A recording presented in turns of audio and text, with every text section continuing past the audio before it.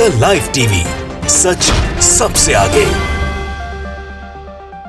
दोस्तों, मैं बात हफीज हूं। भारतीय जनता पार्टी की मोदी सरकार को एक बार ये कहता है कि तानाशाही रवैये वाली सरकार है। क्या आप जानते हैं ऐसा क्यों कहा जाता है? क्योंकि ये लोग इस बारे में जाने जाते हैं कि जो भी बीजेपी के खिलाफ या मोदी सरकार के खिलाफ आवाज उठाता है, उसकी आवाज को बंद करने के लिए एक के बाद एक ऐसी कार्रवाइयां की जाती हैं जिससे कि वो या तो खामोश हो जाता है या उसको अंदर कर दिया जाता है। ताजा उदाहरण है और ताजा मामला है और ताजा टारगेट है। इस पूरे के पूरे मामले में शिकार जो हुए हैं वो है सुब्रमण्यम स्वामी।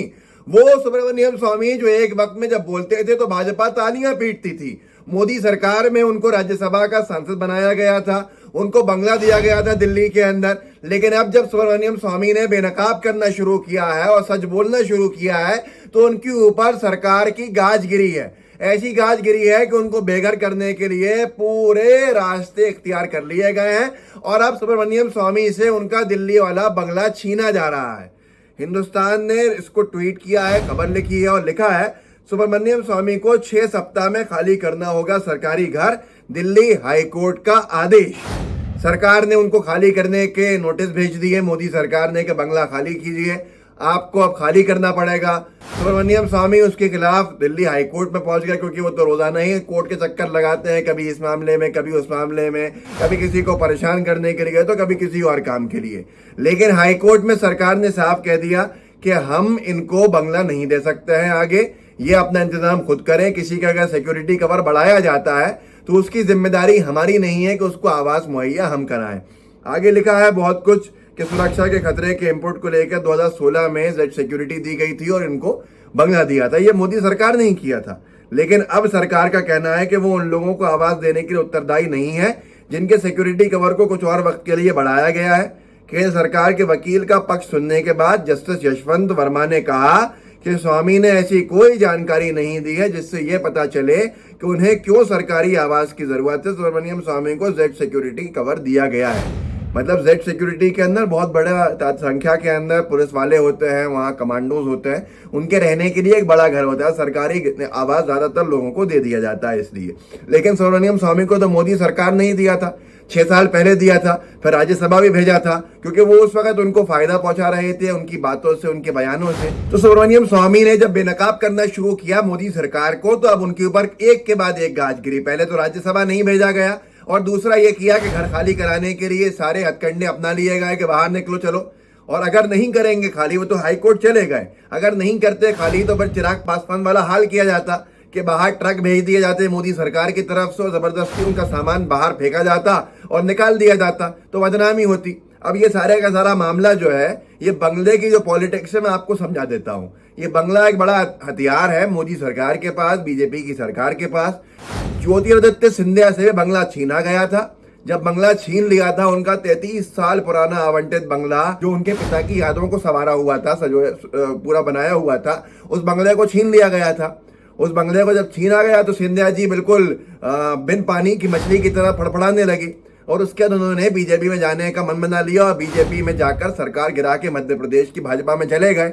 और भाजपा ने उनको बंगला कैसे वापस किया मैं आपको बताता हूं कि अपने मूल भाजपाई नेता को ही बाहर निकाल दी। जब बंगला खाली कराया गया था 2019 में लोकसभा के बाद, चुनाव के बाद, तो पत्रिका ने लिखा था कि ज्योतिरादित्य ने 33 साल पुराने बंगले को छोड़ा, आज भी घर के बाहर लगाकर रखते हैं पिता माधवराव का नेम प्लेट। 33 साल पहले माधवराव सिंधिया को मिला था बंगला।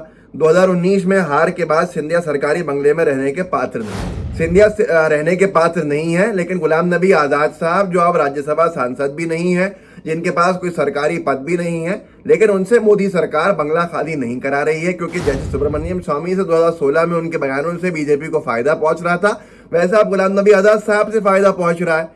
तो बंगले में रहने का उनको अधिकार मिला हुआ है। इसके ऊपर सवाल भी किया गया तो पूरी साहब जो मंत्री हैं आवास के संबंधित एनडीए सरकार के अंदर बीजेपी के नेता, उन्होंने बड़ा अजीब सा जवाब भी दिया, वो बताऊंगा मैं आपको। लेकिन पहले सिंधिया जी की एक खबर मैंने सुनाई कि बंगला खाली करा दिया गया था, बाहर निकाल दिया था, बीजेपी में आ गए, मंत्री बनाए गए। एबीपी न्यूज ने छापा, दिल्ली, अब पूर्व मंत्री निशंक को छोड़ना होगा अपना आशियाना, सिंधिया के लिए बंगला खाली करवाने की तैयारी। दिल्ली में सरकारी बंगलों पर कब्जा जमा कर बैठे नेताओं पर सरकार एक्शन ले रही है। इसी क्रम में चिराग पासवान का रमेश पोखरियाल, बीजेपी के सांसद, भाजपा के दिग्गज मंत्री रहे, अभी भी सांसद हैं, पोखरियाल निशंक को ये बंगला खाली करना होगा। आगे लिखा है कि ये जो बंगला है इससे पहले ये ज्योतिरादित्य सिंधिया को आवंटित हुआ था। सूत्रों ने कहा कि बंगला को खाली कराने के लिए सोमवार को ये सब टीम भेजी गई। पोखरियाल ने बंगला छोड़ने का विरोध भी किया, उसके बाद भी उनकी एक भी नहीं सुनी गई और उन्होंने बहुत अनुरोध भी किया, अनुमति भी मांगी, लेकिन उनकी अनुरोध को अस्वीकार कर दिया गया। ये मोदी सरकार के अंदर के लोग हैं। ऐसे ही चिराग पासवान का हाल ये आपके सामने है कि चिराग पासवान से कैसे खाली कराया गया था, ये खबर सामने लगाई है। और ऐसे ही चिराग पासवान को बंगले से बाहर निकाल दिया था, अपमान किया गया था उनके परिवार के लोगों का, क्योंकि वो सांसद नहीं थे। बाकायदा गुलाम नबी आज़ाद साहब को लेकर तो एक पूरा लेख भी छपा बड़ास फॉर मीडिया ने कि एक सरकारी बंगले की खातिर गुलाम नबी आज़ाद साहब भाजपा के इशारों पर काम कर रहे हैं। जयराम रमेश जी ने आरोप भी लगाया कि एक सरकारी बंगले के लिए वो कांग्रेस को नुकसान पहुंचाने के ऊपर उतारू हैं। तो ये सारी की सारी चीजें आपके सामने हैं जो सुब्रमण्यम स्वामी जी के साथ हो रहा है। ऐसा ही सब कुछ इससे पहले जो लोग मोदी सरकार के खिलाफ बोले हैं या मोदी सरकार को उनके बयानों से नुकसान पहुंचा है या बीजेपी के विरोध में रहे हैं, वो उनको बंगले से बाहर निकाल दिया गया है। जो भाजपा के नहीं है और बंगलों में रह रहे हैं, संसद उनका कार्यकाल, संसदीय कार्यकाल खत्म होने के बाद भी उनको रखा गया है। जैसे गुलाम नबी आज़ाद साहब, उनसे फायदा पहुंच रहा है। लेकिन अनभक्तों के लिए एक नसीहत है इस वीडियो के अंदर, अब अपनी जान भी दे देंगे अगर मोदी सरकार और बीजेपी सरकार के बचाव के लिए, या आप अपनी पूरी जान की बाजी लगा देंगे सुब्रमण्यम स्वामी जी की तरह, तो आप एक टिश्यू पेपर हो जिसको जो इस्तेमाल किया जाएगा तो फेंक दिया जाएगा। और यही हाल सुब्रमण्यम स्वामी जी के साथ हुआ है, यही हाल चिराग पासवान जी के साथ हुआ है। जिस वक्त चिराग पासवान ने बीजेपी के खिलाफ चुनाव लड़ा और गठबंधन तोड़ा और उसी कुछ महीने के बाद 12 जनपद उनसे खाली करा लिया गया जो उनके पिता का बंगला था। अब वो भी कम से कम 1989 से रह रहे थे उसके अंदर। ऐसे ही सुब्रमण्यम स्वामी साहब का इशू हुआ, ऐसे ही सिंधिया जी से पहले खाली कराया गया और बाद में उनको आवंटित किया गया। तो ये सारी चीजें बताती हैं कि सरकार किस स्तर पर जाके किस तरह के काम करती है, और उसका ताज़ा शिकार और ताज़ा उदाहरण जो है वो सुब्रमण्यम स्वामी है, जिनके साथ वो हुआ है जिसकी कल्पना उन्होंने कभी की भी नहीं थी। लेकिन ये हश्र उन सब का होगा जो लोग भी मोदी सरकार के लिए अपने आप को इस्तेमाल कराने के लिए आगे बढ़ा देते हैं और बाद में उनका कॉन्शियंस जागता है और वो ये बोलना शुरू करता है कि मोदी सरकार में क्या गलती है, बीजेपी क्या गलत करती है, या बीजेपी को बीजेपी में रह के बेनकाब करते हैं तो भारतीय जनता पार्टी उनका क्या हश्र करती है। इसकी मिसाल, इसका ताज़ा उदाहरण आपके सामने है।